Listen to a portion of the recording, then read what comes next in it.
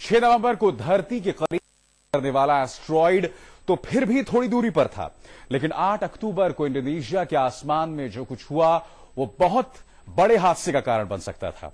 वो एस्ट्रॉइड इतना छोटा था कि धरती के वायुमंडल को पार नहीं कर पाया, नहीं तो उस दिन क्या होता उसकी बस कल्पना ही की जा सकती है। 8 अक्टूबर को इंडोनेशिया को जलाने आ रहा था आग का भयानक गोला। अगर कहीं अंतरिक्ष की ये आफत धरती से टकरा जाती तो दुनिया देखती हिरोशिमा पर परमाणु हमले से भी 3 गुना ज्यादा खौफनाक मंजर।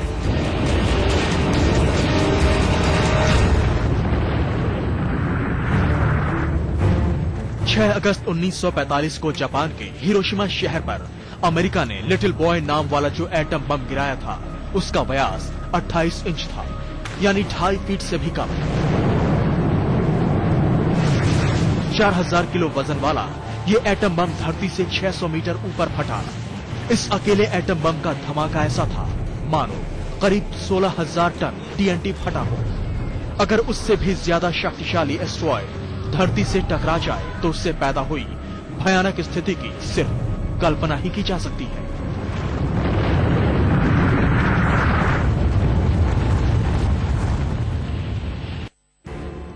हिरोशिमा पर 16,000 टन टीएनटी वाले इस एटमी हमले ने पूरे शहर को शमशान में तब्दील कर दिया था।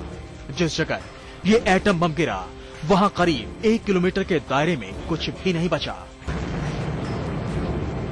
इंडोनेशिया के ऊपर आसमान में करीब 15 से 20 किलोमीटर ऊपर जो एस्ट्रॉइड आग के गोले में तब्दील हुआ उसका व्यास लगभग 10 मीटर था।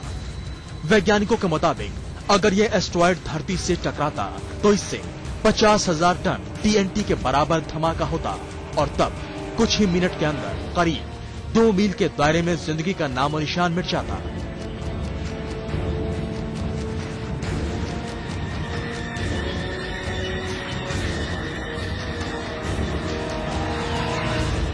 वैज्ञानिक मानते हैं कि इस एस्ट्रॉइड के धरती से टकराने पर 13 से 14 वर्ग मील के इलाके में आग की विनाशकारी लपटें फैल जाती और अगर इस क्षुद्र ग्रह में कोई रेडियो एक्टिव तत्व होता तो उसका रेडिएशन करीब 1000 वर्ग मील इलाके तक फैल सकता था।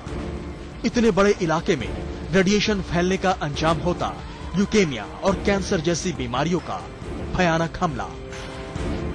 आज तक ब्यूरो।